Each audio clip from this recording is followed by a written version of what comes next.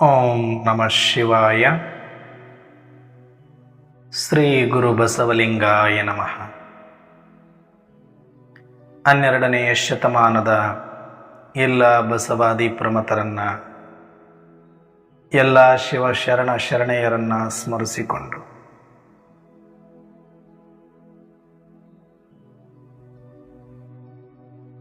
ಇವತ್ತಿನ ಈ ಒಂದು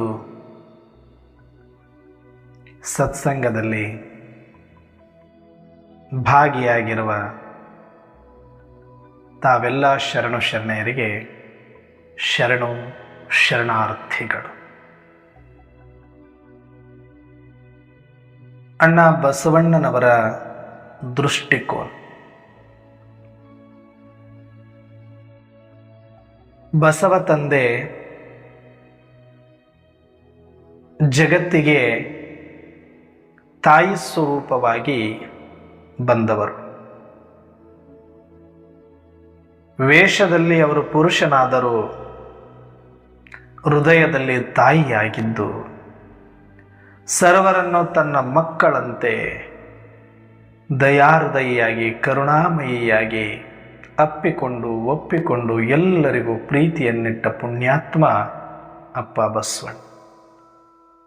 ಹಾಗಾಗಿ ಇವತ್ತು ಅವರನ್ನು ನಾವು ವಿಶ್ವಗುರು, ಜಗಜ್ಯೋತಿ, ಕರ್ನಾಟಕದ ಸಾಂಸ್ಕೃತಿಕ ನಾಯಕನಾಗಿ ಇವತ್ತು ನಾವು ಹೊತ್ತು ಮೆರಿತಾ ಇದ್ದೇವೆ.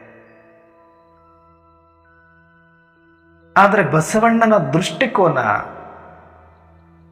ಅರ್ಥ ಮಾಡಿಕೊಳ್ಳುವುದು ತುಂಬಾ ಅವಶ್ಯವಾಗಿ. ಅವರ ದೃಷ್ಟಿ ಇದ್ದದ್ದು ಬಹಳ ಸೂಕ್ಷ್ಮ ಮತ್ತು ದೂರದೃಷ್ಟಿ.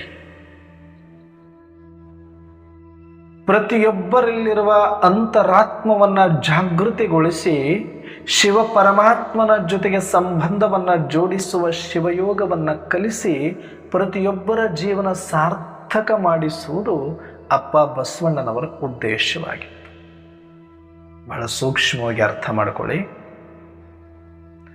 ಸರ್ವರಲ್ಲಿರುವ ಅಂತರಾತ್ಮವನ್ನ ಜಾಗೃತಗೊಳಿಸಿ ಅದರ ಪರಿಚಯವನ್ನ ತಿಳಿಸಿ, ನೀನೇ ಆ ಪರವಸ್ತು, ನೀನೇ ಆ ಚೈತನ್ಯ, ನೀನೇ ಆ ಜ್ಯೋತಿ, ನೀನೇ ಆ ಆತ್ಮ ಅಂತ ತಿಳಿಸಿ ಈ ಶರೀರದ ಬಂಧನಗಳೆಲ್ಲ, ಶರೀರದ ಅಭಿಮಾನಗಳೆಲ್ಲ, ಶರೀರದ ಅಪಮಾನಗಳೆಲ್ಲ, ಶರೀರದ ಸಾಂಪ್ರದಾಯಿಕ ಚೌಕಟ್ಟುಗಳನ್ನೆಲ್ಲ ಪುಡಿ ಮಾಡಿ ಈ ಕೋಟೆಗಳನ್ನು ಒಡೆದು ನೀನೊಂದು ಚೈತನ್ಯಾತ್ಮಕ, ನೀನು ಚಿರಂಜೀವಿ, ನೀನು ಸಾವಿಲ್ಲದ, ಕೇಡಿಲ್ಲದ, ನೀನು ಒಂದು ಆತ್ಮ ಜ್ಯೋತಿಯಾಗಿದೆಯಾ. ನೀನು ಈ ಶರೀರದ ಮೇಲೆ, ಈ ಸಂಬಂಧಗಳ ಮೇಲೆ, ಈ ಸಂಪ್ರದಾಯಗಳ ಮೇಲೆ ಅವಲಂಬಿತನಾಗುವಷ್ಟು ಸಣ್ಣವನಲ್ಲ ನೀನು. ಇದೆಲ್ಲವನ್ನ ಮೀರಿದ ಚಿನ್ಮಯ ರೂಪ, ಚಿದಾನಂದ ರೂಪ, ಸಚ್ಚಿದಾನಂದ ಸ್ವರೂಪ, ಸಾಕ್ಷಾತ್ ಶರಣನಿದ್ದೀಯಾ ಅನ್ನುವಂಥದ್ದನ್ನ ಪ್ರತಿಯೊಬ್ಬ ಮನುಷ್ಯಾತ್ಮನಿಗೂ ತಿಳಿಸಿ, ಸಕಲ ಜೀವಾತ್ಮರಿಗೂ ಕೂಡ ಲೇಸನ್ನ ಬಯಸಿ, ದಯವೇ ಧರ್ಮದ ಮೂಲ ಎನ್ನುವ ಮಂತ್ರವನ್ನು ಪಠಿಸಿ ಸರ್ವರಲ್ಲಿಯೂ ಕೂಡ ಸರ್ವಾತ್ಮರ ಬಗ್ಗೆ ಒಂದು ಗೌರವ ಭಾವನೆ, ದಯಾಭಾವನೆಯನ್ನು ಮೂಡಿಸಿ ಅವರೆಲ್ಲರಿಗೂ ಕೂಡ ಬದುಕಲು ಅವಕಾಶವನ್ನು ಕೊಟ್ಟು ನಾವು ಸುಂದರವಾದ ಬದುಕನ್ನು ಕಟ್ಟಿಕೊಂಡು ಕಲ್ಯಾಣ ರಾಜ್ಯವನ್ನು ಸ್ಥಾಪನೆ ಮಾಡಬೇಕೆನ್ನುವಂಥದ್ದೇ ಅಪ್ಪ ಬಸವಣ್ಣನ ದೃಷ್ಟಿಕೋನವಾಗಿದೆ. ಹಾಗಾಗಿ ಪ್ರತಿಯೊಬ್ಬರಲ್ಲಿರುವ ಅಂತರಾತ್ಮವನ್ನ ಜಾಗೃತಿಗೊಳಿಸಲು ಅವರಿಗಿರ್ತಕ್ಕಂಥ ವಿಘ್ನಗಳು ಅಥವಾ ಅಡೆತಡೆಗಳೇನಿತ್ತು ಅವರಿಗೆ ಅರಿವಾಗಿತ್ತು, ಅವರಿಗೆ ಆತ್ಮಲಿಂಗ ಜಾಗೃತಿ ಆಗಿತ್ತು, ಆ ಸ್ವರೂಪವನ್ನು ಅವರು ದರ್ಶನ ಮಾಡೇ ಆಗಿತ್ತು. ಅನ್ಯರಲ್ಲಿಯೂ ಕೂಡ ಎಲ್ಲ ಶರೀರಧಾರಿಗಳಲ್ಲಿಯೂ ಕೂಡ ಚೈತನ್ಯ ಸ್ವರೂಪಕವಾದ ಜಂಗಮ ಸ್ವರೂಪವನ್ನು, ಲಿಂಗ ಸ್ವರೂಪವನ್ನು, ಅವರು ಚಿತ್ ಸ್ವರೂಪವನ್ನು ನೋಡಿದ್ರು. ಎಲ್ಲರನ್ನು ಅದೇ ಸ್ವರೂಪದಲ್ಲಿ ಗುರುತಿಸಿದರು.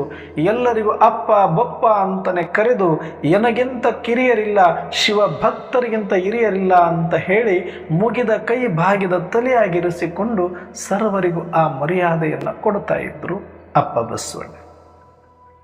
ಆದರೆ ನನ್ನಲ್ಲಿ ಇರುವ ಆ ಲಿಂಗ, ನನ್ನಲ್ಲಿ ಇರುವ ಆ ಜಂಗಮ, ನನ್ನಲ್ಲಿ ಇರುವ ಆ ಶರಣ ಸ್ವರೂಪ ಎಲ್ಲರಲ್ಲಿಯೂ ಇದೆ. ಎಲ್ಲರಿಗೂ ಇದನ್ನು ಅರ್ಥ ಮಾಡಿಸುವ ಬಗೆ ಹೇಗೆ?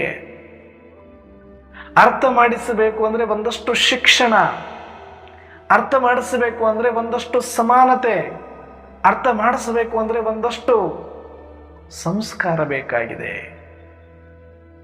ಒಂದಷ್ಟು ಸಮಯ ಬೇಕಾಗಿದೆ. ಅವರಿಗೆ ಕಲೀಲಿಕ್ಕೆ ಆಸಕ್ತಿ ಇದ್ರೂ ಕೂಡ ಅಲ್ಲಿ ಬಂಧನ ಇದೆ, ಸಂಪ್ರದಾಯಗಳ ಚೌಕಟ್ಟು, ಜಾತಿಯ ವರ್ಣಭೇದ ವರ್ಗಭೇದದ ಕೋಟೆಗಳಿದೆ, ಅವುಗಳನ್ನು ಹೊಡೆದುಕೊಂಡು ಬರಲಿಕ್ಕೆ ಇವರಿಗೆ ಶಕ್ತಿ ಇಲ್ಲ. ನಾವು ಕೂಡ ಈ ಸತ್ಯವನ್ನು ತಿಳಿದುಕೊಳ್ಳಬಲ್ಲೆವು. ನಮ್ಮನ್ನು ನಾವು ಲಿಂಗ ಸ್ವರೂಪವಂತ ಅರ್ಥ ಮಾಡಿಕೊಂಡು ನಾನು ಆ ಪರಮಶಿವ ಪರಮಾತ್ಮನನ್ನ, ಆ ಕೂಡಲ ಸಂಗಮನನ್ನ ಸಾಕ್ಷಾತ್ಕಾರ ಮಾಡಿಕೊಳ್ಳಬಲ್ಲೆವು, ಆ ಶಿವಯೋಗವನ್ನು ಕಲಿತುಕೊಳ್ಳಬಲ್ಲೆವು.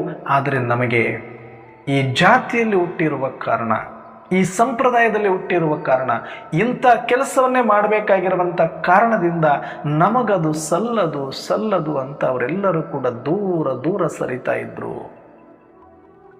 ನಾವು ಕೀಳಾಗಿ ಹುಟ್ಟಿದ್ದೇವೆ, ನಾವು ಪಾಪಿಗಳಾಗಿ ಹುಟ್ಟಿದ್ದೇವೆ, ನಮ್ಮ ಪಾಪದ ಪ್ರಾಯಶ್ಚಿತ್ತಕ್ಕಾಗಿ ನಾವು ಹುಟ್ಟಿದವರು, ನಾವು ಎಲ್ಲರೂ ಕೂಡ ಪ್ರಾಣಿಗಳಿಗಿಂತನೂ ಕಷ್ಟವಾಗಿ ಬದುಕಲಿಕ್ಕೆ ಬಂದವರು, ನಿಮ್ಮೆಲ್ಲರ ಸೇವೆ ಮಾಡಲಿಕ್ಕೆ ಬಂದವರು ಅನ್ನುವಂಥ ಮನಸ್ಥಿತಿಯನ್ನು ಗಟ್ಟಿಗೊಳಿಸಿಕೊಂಡಿರುವ ಆ ಮೌಢ್ಯದ ಜಡ್ಡಿನಲ್ಲಿ ಬಸವಣ್ಣನವರ ಮಾತುಗಳು ಅವ ಕಿವಿಯನ್ನು ತಲುಪುತ್ತಿರಲಿಲ್ಲ. ಆ ಕಿವಿಗಳನ್ನು ಸ್ವಚ್ಛ ಮಾಡಬೇಕಾಗಿತ್ತು.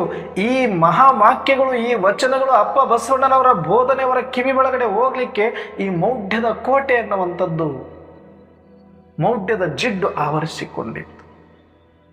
ಮೊದಲು ಆ ಜಿಡ್ಡನ್ನು ತೊಳಿಬೇಕು ಅಂದರೆ ಇವರಿಗೆ ಸುಶಿಕ್ಷಿತರನ್ನಾಗಿ ಮಾಡಬೇಕು, ಶಿಕ್ಷಣವನ್ನು ಕೊಡಬೇಕು, ಅಕ್ಷರಾಭ್ಯಾಸವನ್ನು ಮಾಡಿಸಬೇಕು ಅಂತ ಹೇಳಿ ಶಿಕ್ಷಣವಂತರನ್ನಾಗಿ ಮಾಡುವಂಥ ಜವಾಬ್ದಾರಿ ಬಂತು.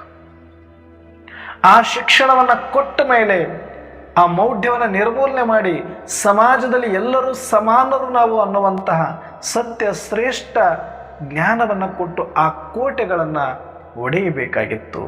ವರ್ಗಭೇದ ವರ್ಣಭೇದದ ಪಾಪದ ಕೂಪದ ಪಿಂಡಗಳು ನಾವು ಅನ್ನುವಂಥ ಆ ಕೀಳಿರಿಮೆಯ ಭಾವನೆಯ ಒಂದು ಕೋಟೆಯನ್ನು ಹೊಡೆಯುವುದು, ಸಾಮಾಜಿಕವಾದಂಥ ಒಂದು ಸಮಾನತೆಯನ್ನು ತರುವಂಥದ್ದು ಅಪ್ಪ ಬಸವಣ್ಣನವರಿಗಿರುವ ಎರಡನೆಯ ವಿಘ್ನವಾಗಿತ್ತು. ಅದಾದ ಮೇಲೆ ಎಲ್ಲ ಇದ್ದು ಕೂಡ ಅವರಿಗೆ ಸಮಯ ಇಲ್ಲ.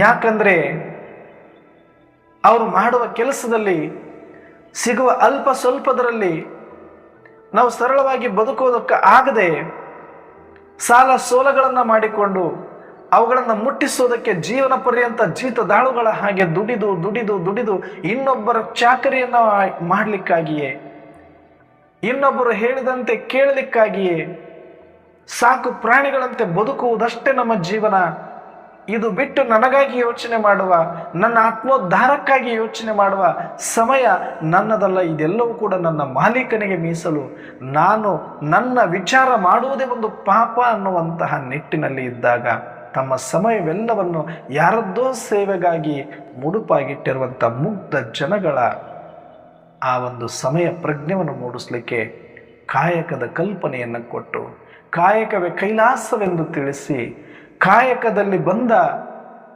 ಪದಾರ್ಥಗಳಲ್ಲಿ, ಕಾಯಕದಿಂದ ಬಂದ ಸಂಪಾದನೆಯಲ್ಲಿ ಸರಳ ಜೀವನ, ಶ್ರೇಷ್ಠ ಜೀವನವನ್ನು ಕಲಿಸಿ, ಅವರ ಆಚಾರ ವಿಚಾರಗಳನ್ನು ಸರಳಗೊಳಿಸಿ, ಯಾವ ಮೌಢ್ಯಗಳಿಗೂ ಕೂಡ, ಅನಾಚಾರಗಳಿಗೆ, ಕಂದಾಚಾರಗಳಿಗೆ ಯಾವುದೇ ತಮ್ಮ ಕಾಯಕದಿಂದ ಬಂದ ಸಂಪಾದನೆಯನ್ನು ದುರುಪಯೋಗ ಪಡಿಸದಂತೆ ಎಚ್ಚರ ಪಡಿಸಿ, ಅದೆಲ್ಲವನ್ನು ಕೂಡ ಸದ್ವಿನಿಯೋಗ ಮಾಡಿಕೊಳ್ಳುವಂತೆ, ಸರಳ ಜೀವನ ಮಾಡಿಕೊಂಡು ಸಂಪಾದನೆಯಲ್ಲಿ ಮಿಕ್ಕುವಂತೆ ನೋಡಿಕೊಳ್ಳುವುದು, ಆ ಮುಖೇನ ಅವರಿಗೆ ಒಂದಷ್ಟು ಸಮಯ ಸಿಗುವಂತೆ ಮಾಡಿ, ಆ ಸಮಯದಲ್ಲಿ ಅವರಿಗೆ ಸತ್ಸಂಗಕ್ಕೆ ಬರಲಿಕ್ಕೆ ತಿಳಿಸಿ, ಆಗ ಶಿವಯೋಗವನ್ನು ಕಲಿಸುವುದು, ಇದು ಬಸವಣ್ಣನವರ ಮುಂದಿರುವ ಮತ್ತೊಂದು ಸವಾಲಾಗಿತ್ತು.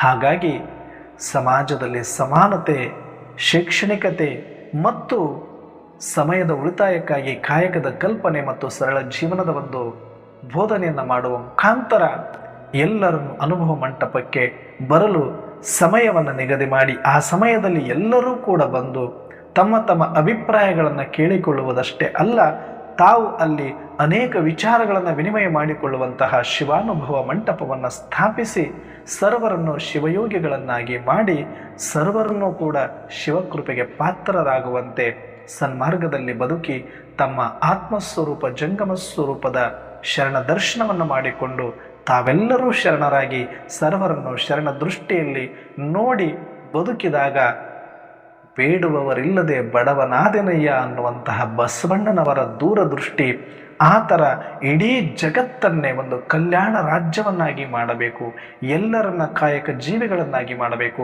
ಎಲ್ಲರನ್ನ ಸ್ವತಂತ್ರರನ್ನಾಗಿ ಮಾಡಬೇಕು, ಎಲ್ಲರನ್ನು ಶಿಕ್ಷಣವಂತರನ್ನಾಗಿ ಮಾಡಬೇಕು, ಎಲ್ಲರನ್ನ ಸಜ್ಜನರನ್ನಾಗಿ ಮಾಡಬೇಕು, ಎಲ್ಲರನ್ನ ಶಿವಶರಣರನ್ನಾಗಿ ಮಾಡಬೇಕಾಗಿತ್ತು ಎನ್ನುವುದೇ ಅವರ ಉದ್ದೇಶ. ಹಾಗಾಗಿಯೇ ಅವರ ಆ ತಾಯಿ ಹೃದಯ ಸರ್ವರನ್ನು ಒಪ್ಪಿಕೊಂಡು ಅಲ್ಲಿ ಸ್ತ್ರೀ ಪುರುಷ ಎನ್ನುವ ಭೇದ ಭಾವ ಇಲ್ಲದೆ, ಹಿರಿಯರು ಕಿರಿಯರು ಅನ್ನುವ ಭೇದ ಭಾವ ಇಲ್ಲದೆ, ಶ್ರೇಷ್ಠ ಕನಿಷ್ಠ ಅನ್ನುವ ಭೇದ ಭಾವ ಇಲ್ಲದೆ, ಅಕ್ಷರಸ್ಥ ಅನಕ್ಷರಸ್ಥ ಅನ್ನುವ ಭೇದ ಭಾವ ಇಲ್ಲದೆ ಎಲ್ಲ ಭೇದ ಭಾವಗಳನ್ನು ದಾಟಿ ಅವರು ಒಳಗಿರುವ ಅಂತರಾತ್ಮವನ್ನು ಗುರುತಿಸಿ ಆ ಆತ್ಮಿಕ ದೃಷ್ಟಿಯ ನಿಜವಾದ ಸತ್ಸಂಗವನ್ನು ಆರಂಭ ಮಾಡಿರುವಂಥ ಪುಣ್ಯಾತ್ಮ ಅಣ್ಣ ಬಸವಣ್ಣ. ಇವರ ದೃಷ್ಟಿಕೋನ ವಿಶ್ವದಗಲ ಜಗದಗಲ ಇರುವ ಕಾರಣ ಅವರನ್ನು ವಿಶ್ವಗುರು, ಜಗಜ್ಯೋತಿ, ಸಾಂಸ್ಕೃತಿಕ ನಾಯಕ ಅಂತ ಕರೆದಿರುವುದು ಬಹಳ ಅರ್ಥಪೂರ್ಣ ಮತ್ತು ಅದು ಅಷ್ಟೇ ಅವರಿಗೆ ಸಲ್ಲಬೇಕಾದಂಥ ಗೌರವಪೂರ್ಣವಾದಂಥ ಮಹಾವಾಕ್ಯಗಳಾಗಿವೆ. ಹಾಗಾಗಿ ಅಪ್ಪ ಬಸವಣ್ಣನವರ ಈ ದೂರದೃಷ್ಟಿಯನ್ನು ಅರ್ಥ ಮಾಡಿಕೊಳ್ಳೋಣ. ನಾವು ಕೂಡ ಒಂದಷ್ಟು ಸಮಯವನ್ನು ಕೊಟ್ಟು ಪ್ರತಿನಿತ್ಯ ಈ ಸತ್ಸಂಗದಲ್ಲಿ ಭಾಗವಹಿಸಿ ನಾವೆಲ್ಲರೂ ಕೂಡ ಒಂದಷ್ಟು ಶಿವಯೋಗವನ್ನು ಕಲಿತು ಶಿವಯೋಗಿಗಳಾಗಿ ಸತ್ಯ ಶರಣರಾಗಿ ಬದುಕೋಣ ಅಂತ ಹೇಳ್ತಾ ಇವತ್ತಿನ ಈ ಬಸವ ದೃಷ್ಟಿ ಚಿಂತನೆಯನ್ನು ಮುಕ್ತಾಯ ಮಾಡ್ತಾ ಇದ್ದೇನೆ. ಎಲ್ಲರಿಗೂ ಶರಣು ಶರಣಾರ್ಥಿಗಳು.